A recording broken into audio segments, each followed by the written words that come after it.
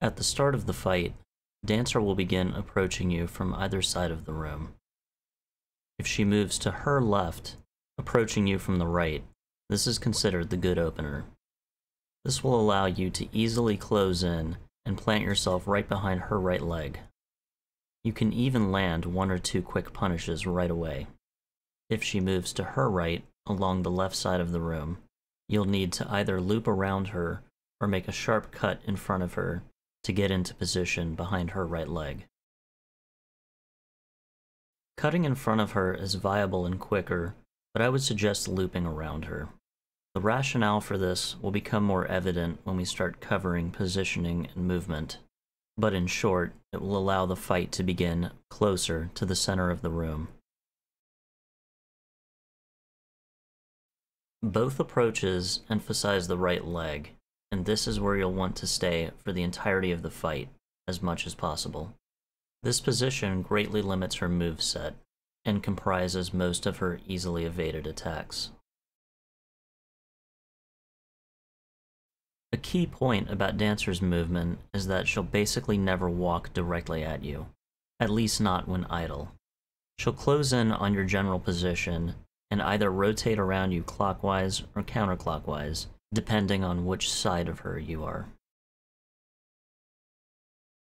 This is what makes the approach from the right at the start the good RNG, even more so than the fact that it allows you to quickly get into position. Having her rotate around you clockwise is ideal. When you attack in this scenario and she's moving, you'll simply fall a little farther behind her.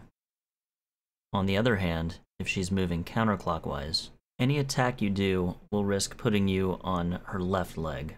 This will open you up to some quicker and more dangerous attacks, and on top of that, will make it harder to get back into and stay in position. If you do find her rotating the wrong way, you'll want to prioritize getting back onto her right side.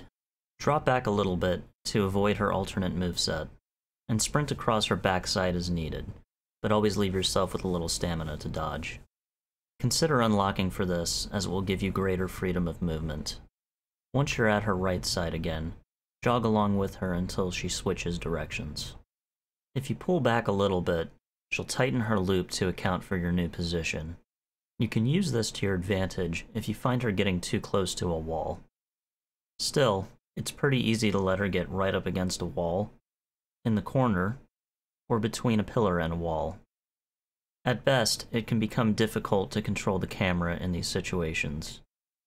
At worst, it can become physically impossible to stay in the proper position. In positions of a less than ideal camera, it really comes down to judgment. If you know her moveset well enough from audio cues and what glimpses you can catch, it might ultimately be best to stay in position and continue the fight here.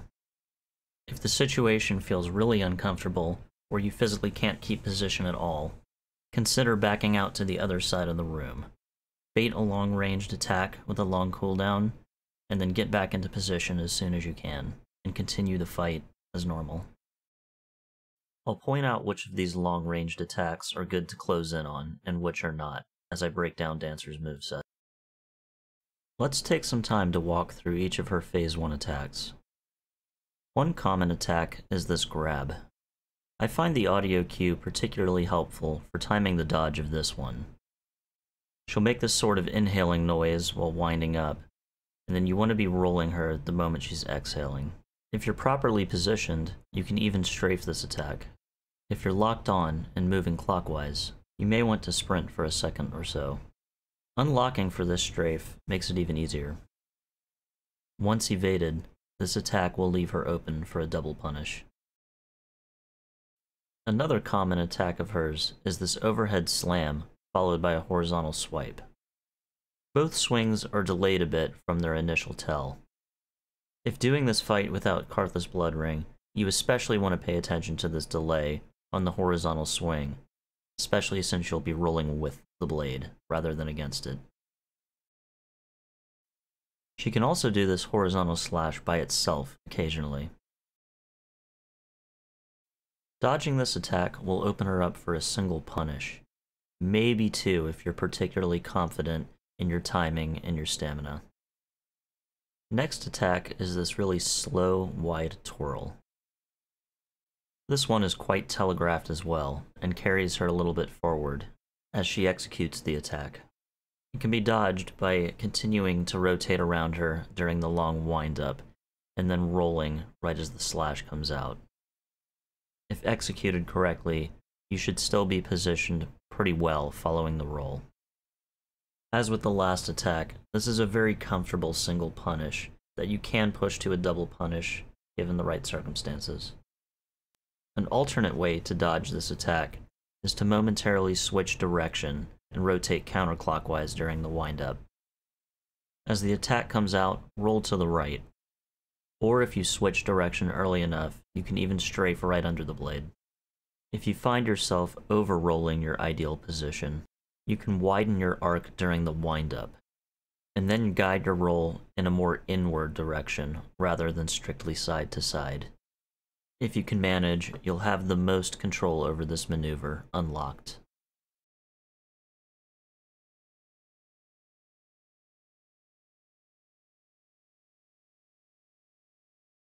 Another attack you'll see from time to time involves her dragging her sword across the ground and leaving a delayed fire trail behind it. This attack occurs more commonly if you get a little too far left, but not enough so to see some of her more dangerous attacks. The silver lining is that it leaves a large punish window by simply strafing it to the right. Keep strafing right until she lifts her sword from the ground, then comfortably land 2 attacks. You'll be safe doing so as long as you stay right up against her. The fire trail will go right around your body. Perhaps the easiest mistake to make here is to not strafe far enough and start attacking too soon. In this case, the fire trail can easily catch you on the backside. You may also be genuinely too far left when she starts this attack. Make a habit of strafing this attack rather than rolling it. Use her opposing leg as a guide. If you do roll this attack, be careful not to over-roll and catch the fire trail on the backside. If you roll completely outside of the attack radius, be wary of how long the fire trails persist. She also has this fire AoE attack in Phase 1. She'll stop, lift, and slowly unfurl her hand, and then press it to the ground, resulting in a fiery explosion. The tell on this is pretty obvious, the wind-up slow, and the range of the explosion not quite as big as it looks. If you see her going for this attack right away, you can easily punish her once and then back off.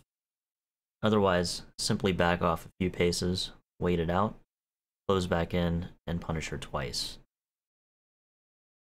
She has a handful of attacks that can serve as a good indicator that you're slightly out of position.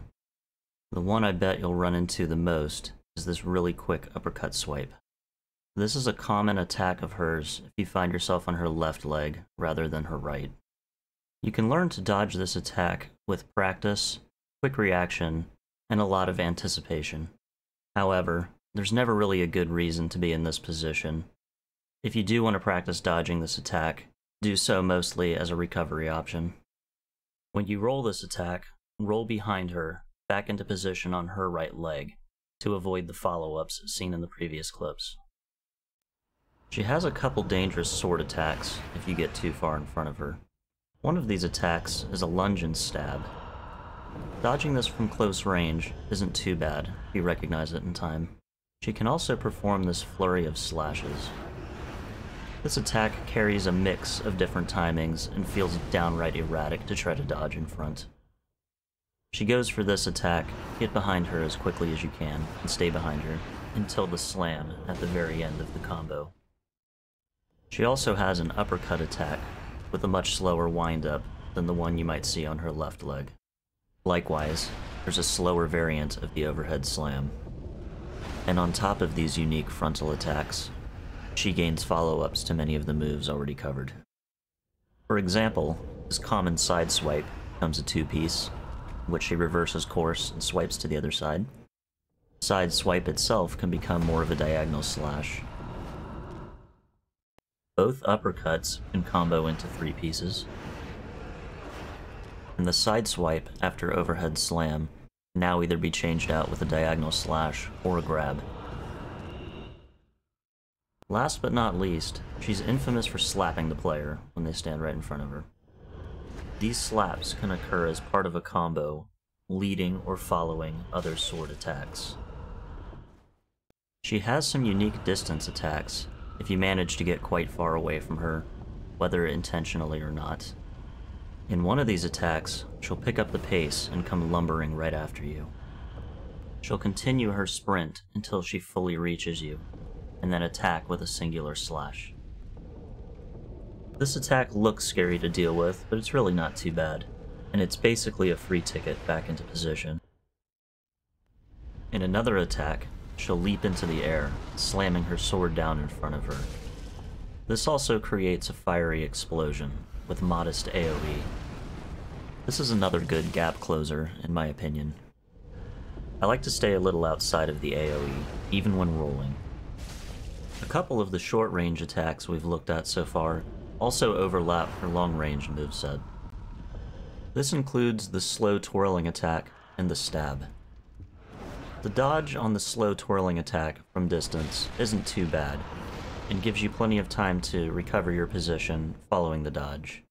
However, probably not enough to get back into position and attack. If you don't close in and get behind her during the twirl from distance, it can be followed up, as seen here. I would consider the stab significantly more dangerous when any sort of distance is involved. You'll have to rely on accurately timing your dodge to the side of this attack, as opposed to easily maneuvering to your side in advance. In some scenarios, you may be able to move even farther away and outdistance it, but this attack reaches roughly a third of the way across the room, so keep that in mind while planning your maneuver. I would not recommend this one as a gap closer. Cooldown is significantly quicker than her other long-range attacks, and she could be performing another frontal attack on you as you try to get back into position. Her list of possible combos extend beyond what's been shown in this video, and are too numerous to go through one by one. But all the building blocks have been shown so far. All in all, Dancer has one of the most, if not the most, modular moveset of any boss in the game, and can vary her combos accordingly, depending on your position, moment to moment. Once you know these building blocks, it can help in recovering from mistakes, but ultimately, it's best to focus on staying in the proper position at all times. Finally, Phase 1 will consist of large portions of time with the Dancer idling. Punishing her while she idles is semi-safe if you time it right. This timing is something I wish was easier to describe in explicit terms, but roughly put, she'll idle a couple steps, then either queue up another attack, or idle a couple more steps and queue up another attack, or keep idling. You'll have to spend enough time in practice to really develop a true rhythm and feel for this, as that's what it ultimately comes down to. It goes without saying that you should only ever punish her idle when you're in the proper position, and don't ever sacrifice position in going for a punish. At roughly 60% health, Dancer will pull a second blade from the ground, this one imbued with dark. If you're in good position behind her, with your back to the majority of the room, you can take the next 3 or 4 seconds to wail on her. She'll then perform a scripted attack in which she spins 6 times, and then does a double spin to finish off the combo. She'll attempt to track the player throughout each spin, though her turn radius is quite limited. The safest and likely most popular option is to run away into the open space of the room behind you. Once she completes the attack combo, sprint back into position, and prepare for the remainder of Phase 2. Another option is to retreat from the 6 initial spins, and then roll into the final double spin at the end. In the 2 circles that make up this double spin, one has a hitbox near Dancer, and the other one has a hitbox extended away from Dancer, with a safe zone against her body. Roll past this first spin, and you'll be safely inside the second. This can be particularly useful for routes that have rather high damage output at this stage of the game. A third, and even more aggressive option, is to jog along her right side during all 6 initial spins and roll the double at the end. This is possible due to the fact that her blades do not have a hitbox on this side of her body, or at the very least, the hitbox is too high and goes over your head. Make sure that when she starts this combo, you're a little offset to her right, facing her from behind. If you're directly behind her, or even a little off to her left, she can spin in the opposite direction, and you won't be able to reach this safe zone. If you get comfortable and consistent enough with positioning yourself during this attack, you can even attack her during some of her spins. This maneuver features mainly as a speedrun strat, and does add a lot of risk in a no-hit run. Should you want to skip Phase 2, or just go for maximum style, it is an option. Additionally, I think knowing about the dead zone in her hitbox is good knowledge to have on hand. If for whatever reason you get a transition from a particularly bad spot, it could provide a good backup when you don't have a lot of room to work with. Speaking of room to work with, it's a good idea to trigger her phase transition when you're more toward one end of the room or the other, rather than the middle. Aside from the speedrun strat I just mentioned, this will give you the most room to retreat and maneuver in one direction, and actually make it easier to pull her into the middle of the room for the start of Phase 2. If you do happen to be more toward the middle, another strategy is to put a pillar in between you and her during the phase transition. And finally, if you do happen to be at her back, but between her and a nearby wall, you can run out in front of her before she begins this combo. If you're in front of her when she starts this combo, she'll only do 3 initial spins before the double, rather than 6.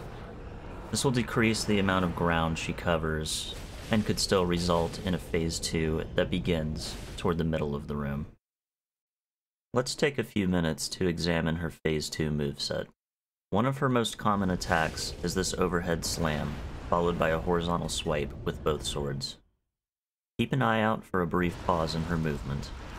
This subtle cue is unique to this attack, and should be helpful, especially if you can't quite see what her arms are doing.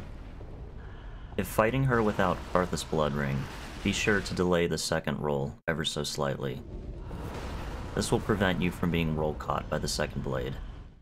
If wearing Karthus Bloodring, you'll have more leeway here. I've found rolling both parts of the attack at roughly 10 o'clock to 10:30 to provide the best position following the attack. Her right knee also serves as a pretty good marker for this maneuver. Phase 2 has its own slow, wide twirling attack. Watch her feet closely. You'll want to master the tell for this attack so you don't end up rolling early. Like the twirling attack in Phase 1, rotate with her until it's time to roll. On rare occasion, you might find it easier to roll around her other side.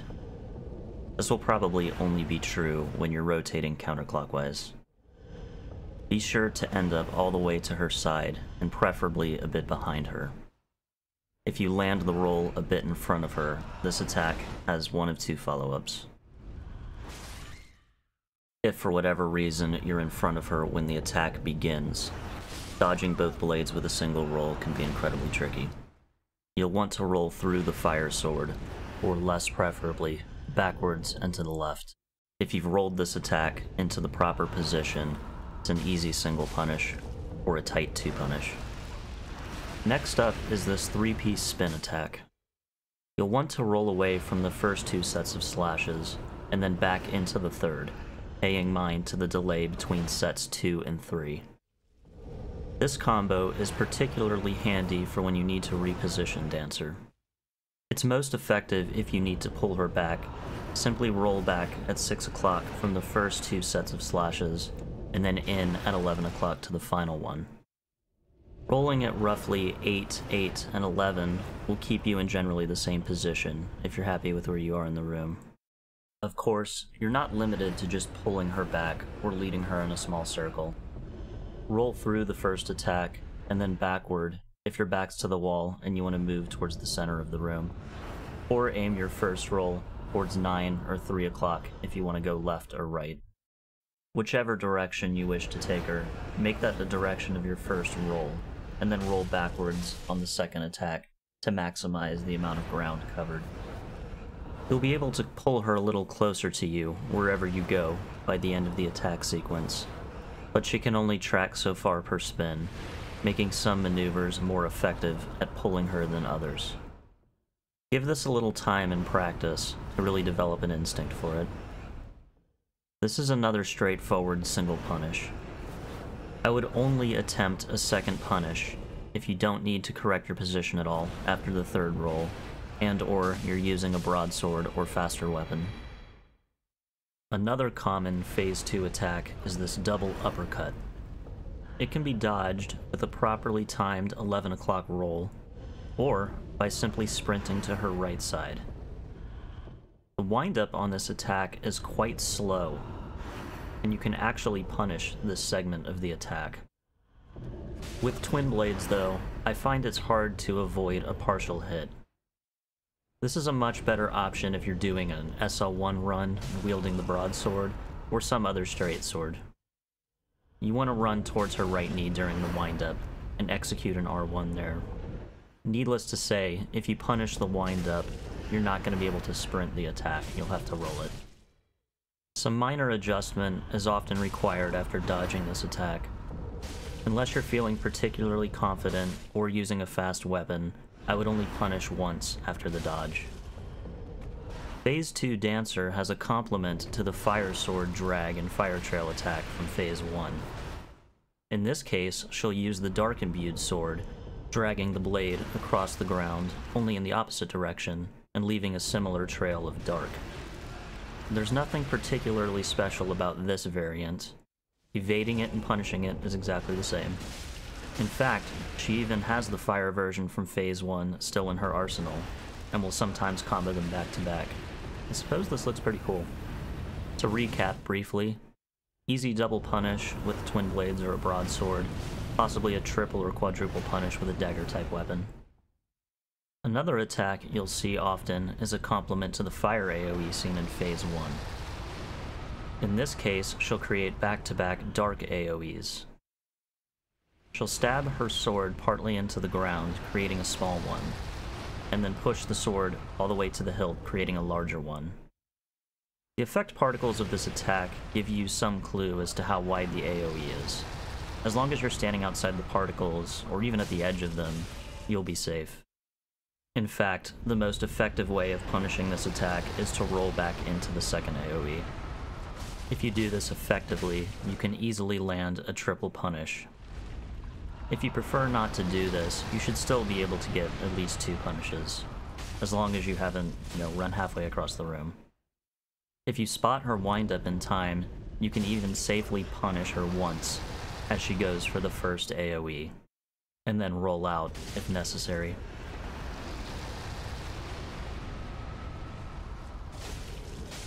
The last attack you should expect to see from Dancer in Phase 2 is this reverse turn and slash. This can be triggered by being directly behind her and sometimes just a little off to the left. You should dodge this one up and to the right, back into position toward her 5 o'clock. I would not recommend punishing this attack. The cooldown is quick, and you'll often need to adjust your position following the dodge. Just like Phase 1, Dancer has a vast moveset with a lot of modularity when you're out of position. I won't speak to many of her Phase 2 combos in a lot of detail, but I'll show a few clips. The main reason for not covering these is simply a lack of time. Also, controlling Dancer's position in Phase 2 is easier than in Phase 1. This is due to the fact that she spends far less time idling, and also because of her 3-piece attack that you can use to pull her to a new desired position. You'll notice as well that many of her Phase 2 moves mirror her Phase 1 moveset, so against a lot of these attacks, it's simply a matter of dealing with an extra blade and different hitboxes. Again though, I would stress avoiding any of these attacks, even more so than in Phase 1. If you do find yourself separated from Dancer in Phase 2, the two safest attacks to close back in on are the multi-spin attack she uses to open the phase, and the jump attack. Bear in mind the jump attack now has a spin follow-up, as shown here.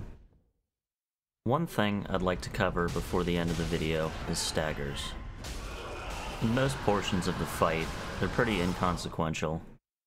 They can provide a nice extra hit, chance to regain some stamina, reposition.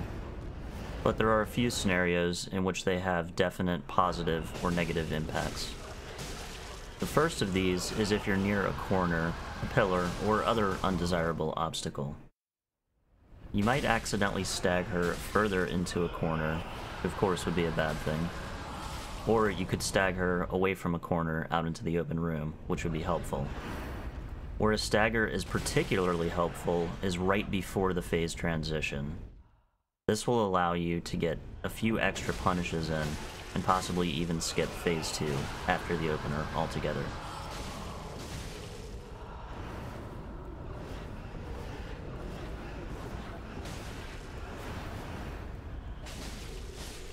The other scenarios in which staggers are a profoundly bad thing is when she does her Fire Trail and Dark Trail attacks. If you're mid-attack and you stagger her, you could end up carrying yourself into one of these trails with the attack. On top of that, you'll have to wait for the trails to dissipate before you can close back in, which could put you out of position for a couple seconds. There are two twin blade builds featured in this video. One of them uses +7 twin blades, about 35 dex, and 18 endurance. This is a common build for the traditional +9 route. The other is a +6, but with Lloyd Sword Ring. This makes the damage very comparable between these two builds. This is a setup you'll commonly run into with the +4 route.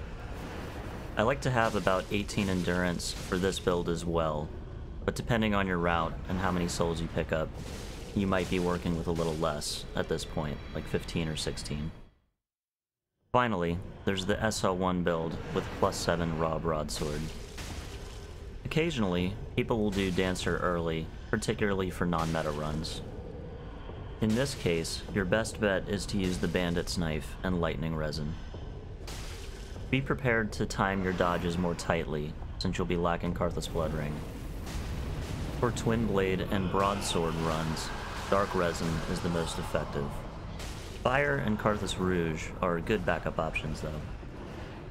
If you want a really short Phase 2, or attempting a strat to skip it altogether, I would highly recommend bringing Flynn's Ring into this fight as well. Thank you for watching the video. I hope you found it helpful, and as always, feel free to leave comments below or via DM on Discord as you see fit. Good luck on your runs.